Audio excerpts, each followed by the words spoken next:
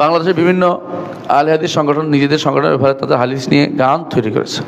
এগুলো কি হারাম? আমি শুনেছি দেশাত্মবোধক গান মিউজিক ও শিরক কুফর বাদে জায়েজ। এটি কি সঠিক?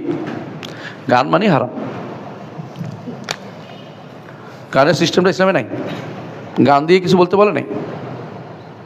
কবিতার গান এক নয়। রসুলের সময় কি গাওয়া হইতো?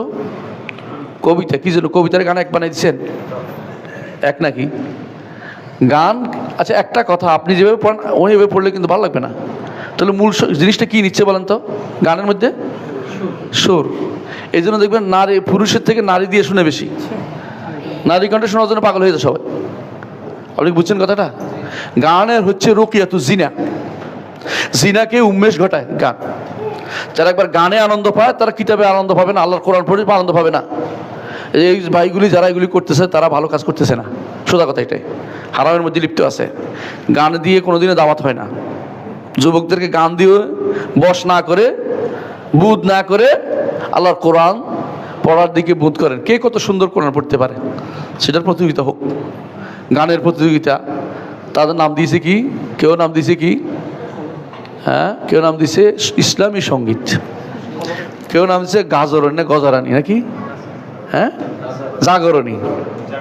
জাগরণী। সুবহানাল্লাহ।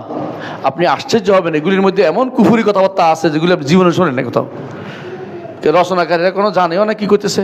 আবার এগুলি যখন গাইতেছে সাধারণ স্বরে হবে না, সুরটা হইতে হবে বেশি। সুরে পাগল করে দিচ্ছে দুনিয়াটাকে।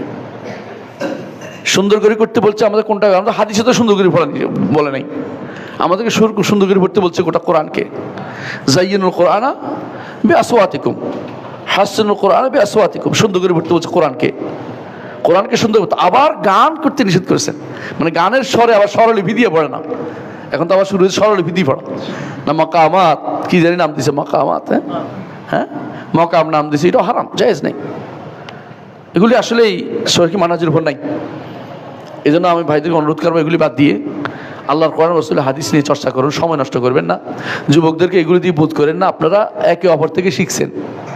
রাজনৈতিক দলেরা কি করে? একটা একটা শিখে ওইটা চালায়, আমি একটা করবো, ওইটা মাত্র আমি একটা করতে হবে। ওইটা তো হারামকে হারাম চিন্তা ভাবনা করে নাই। আসলে এই গানগুলি বৈধ না। ব্যক্তিগতভাবে নিজে গুনগুন করে মনে আনন্দ কেউ গুনগুন করে গাইছে, এটা না জায়েজ না। আঞ্জাসা গাইছিল, এটা বলবে হয়তো না, আন্দাসা গাইছিল। আন্দাসা কেন গাইছে? হেদা গাইছে। হেদা বুঝেননি? ও ও করলে ওর তাড়াতাড়ি চলে। এটা গানের কিচ্ছু হইল না। ওটের সুর করলে ওর তাড়াতাড়ি চলে। তো আঞ্জাসার এই গান দেখে রাসূল বলছেন যে রিফকাম বিল কাওয়ারিদ। আঞ্জাসা, কাঁচগুলি ভেঙে যাবে। কাঁচ বুঝছো? নারীরা ক্ষতিগ্রস্ত হবে। উঠ জোরে জোরে চললে এরকম এরকম চলে। তো নারী তো আমি বলে তো মরে যেতাম। নারী কিসের? এমন উঠ যে জোরে চলে না, ওটার মধ্যে বসে দেখেন কিভাবে চলে। রিফকাম বিল কাওয়ারিদ। হ্যাঁ, অনেক অনেক উটের মধ্যে যেভাবে চলে না, লাফাই লাফাই চলে উঠ। গান ইয়া শুনলে, আওয়াজ শুনলে এইটা দিয়ে গান জায়েজ করে ফেলেছে। মানে খুঁজতে থাকে একটা ছুতু নাত্য খুঁজতে থাকে, এটা দিয়ে বিশাল হুকুম দিয়ে বসে রয়েছে।